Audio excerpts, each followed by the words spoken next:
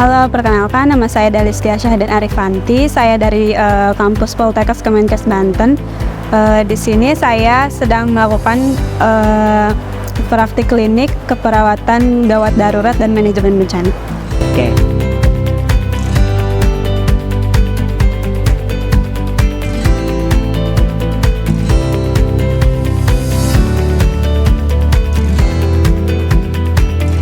Dapat materi shelter dan APAR.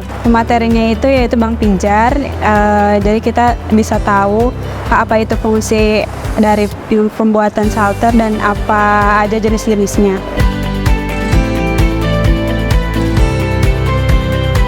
Games lawan kata gitu, jadi kalau misalkannya yang instruksinya itu bilang maju, kita itu mundur. Kalau misalkan yang instruksinya itu mundur, kita maju.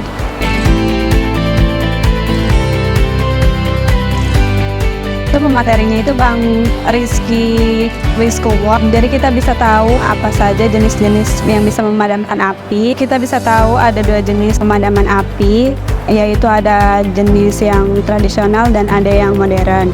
Yang jenis yang tradisional itu yaitu menggunakan karung goni dibasahi dengan air dan menggunakan APAR atau alat pemadaman api ringan. Jadi fungsinya itu selain untuk kita hunian sementara, bisa juga untuk menjadi posko bencana, posko kesehatan, dapur umum, dan lain sebagainya. Saya di PMI Kota Tangerang dipanggilnya Rizky Kemis. Di hari kedua ini ya, kloter ketiga dari Poltekkes Banten, itu dari jam pagi ada materi shelter. Setelah jam makan siang itu masuk ke materi pemadaman. Pertama kita teori dulu di atas, pengenalan kelas api, kemudian kita praktek APAR, tapi masih kelas teori di atas. Yang dimaksud dengan teknik tradisional itu biasa kita pakai menggunakan karung goni ya. Karung goni yang dibasahkan, kemudian kita praktek dengan menggunakan tong berisi bahan bakar seperti itu. Kemudian kalau untuk APARnya terdiri dari APAR sendiri dan tong yang berisi api. Kendala banyak ya Mas, karena memang mereka kan baru pertama kali ini praktek menggunakan APAR dan karung goni, jadi banyak lah kendalanya. Kendalanya satu, mereka keberaniannya masih belum seberani yang sudah terlatih. Kemudian masih bingungnya pas tadi menggunakan karung goni dilempar, itu cara yang salah. Ini takutnya menciderai penolong itu sendiri. Kalau untuk APAR sendiri kendalanya karena mereka juga baru pertama kali menggunakan APAR, jadi ya mereka masih kagok menggunakan APAR. Kayak misalkan harusnya megang corong, tapi mereka banyak yang masih menggunakan selangnya, kemudian tidak langsung ke titik apinya, seperti itu. Kesannya hari ini sangat-sangat luar biasa, karena ini tuh kloter terakhir ya, Gadar itu. Kesannya sangat senang, seru, dan pokoknya dapat banyak ilmu. Kebetulan kan kalau rumah saya kan di pegunungan gitu ya, jadi takutnya gitu amit-amit saya mengalami adanya longsor atau banjir kayak gitu. Jadi saya sudah tahu manajemen bencana yang baik dan benar itu, dan diaplikasikan ke depannya. Kalau untuk harapan saya, teman-teman yang sudah dilatih di PMI Kota Tangerang bisa mengaplikasikan pada saat nanti mereka sudah lulus dimanapun mereka bekerja, mereka sudah paham gitu. Setidaknya ada sedikit ilmu yang mereka sudah dapat dari PMI Kota Tangerang, kemudian bisa diaplikasikan ke dunia kerja mereka. Betul.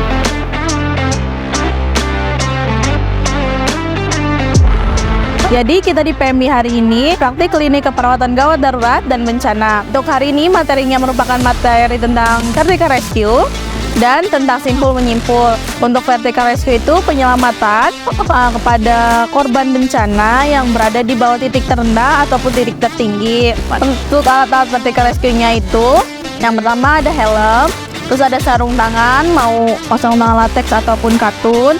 Terus ada ascender, ada figure of age, sama descender.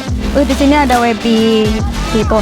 Untuk kesulitan kita naiknya itu yang pertama beban kita, terus tumpuan tangan, mungkin kurang pemanasan awalnya, kaki, dan kesiapan kita waktu di atas tuh buat melepaskan simpul yang di kelas yang udah diajarin tuh harus dipakai di saat praktek.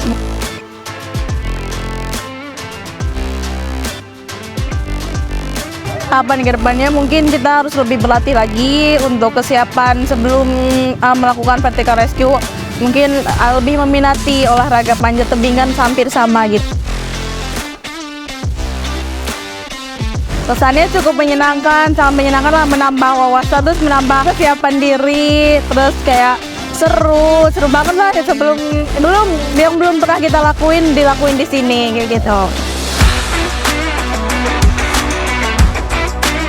Nama saya Nita Sofianti, saya dari mahasiswa Poltekkes Banten. Di sini kami lagi mengikuti mata kuliah Darurat dan Bencana yang difasilitasi oleh PMI Kota Tangerang sendiri ini. Jadi ini di hari keempat, yang pertama itu yang faktor materinya itu ada evakuasi. Yang kedua psikososial, dan yang ketiga ada tes.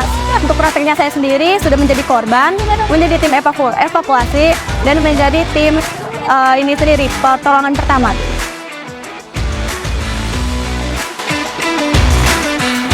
Rasanya itu kamu guys, banyak banget yang banyak banget tambah ilmu di sini. Pelajaran tuh makin nyakut lah gitu kalau misalkan udah ikutin pelatihan seperti ini gitu. Harapan kedepannya selalu bersemangat aja lah gitu untuk menjadi kan saya sendiri jurusan keperawatan, untuk menjadi perawat yang benar-benar selalu bersemangat setiap harinya.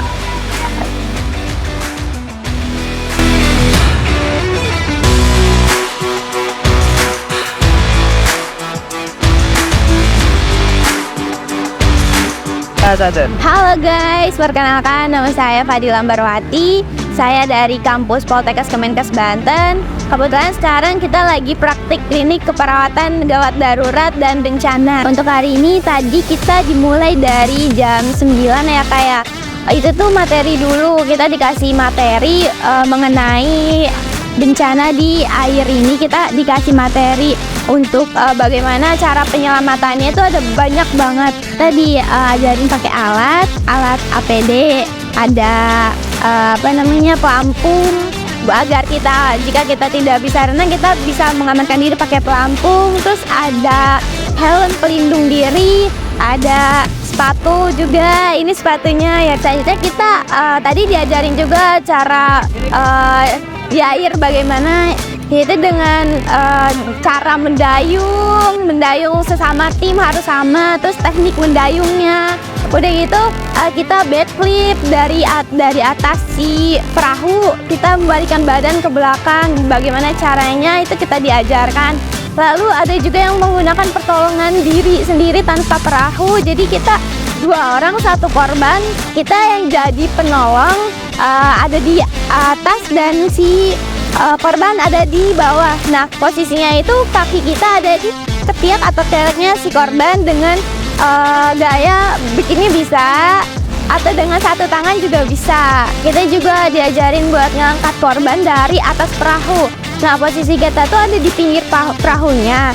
Nah, di air tuh ada korbannya, lalu korbannya di lawan arah dengan kita, ininya dipegang sama kita dengan cara dimasukin naik untuk ketiga kalinya. Pas naik, lalu si korbannya jika udah keangkat ke pinggir si perahu, dibalikin ke belakang lalu ditarik seperti itu.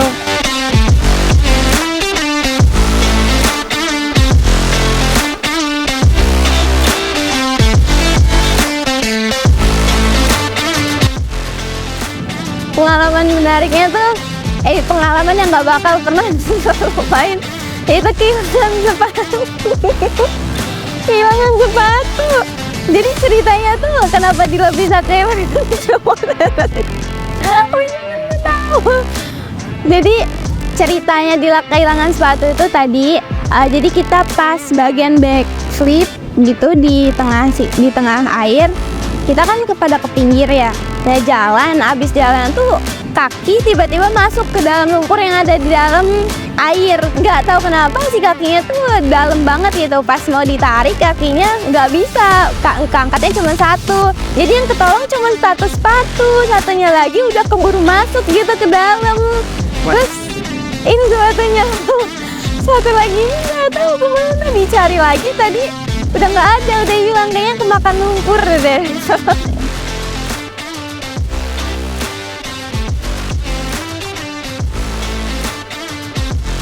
Kedepannya bakal bisa buat ilmu yang didapat dari sini tuh kita sharing lagi buat ke adik-adik kelasnya supaya tahu juga.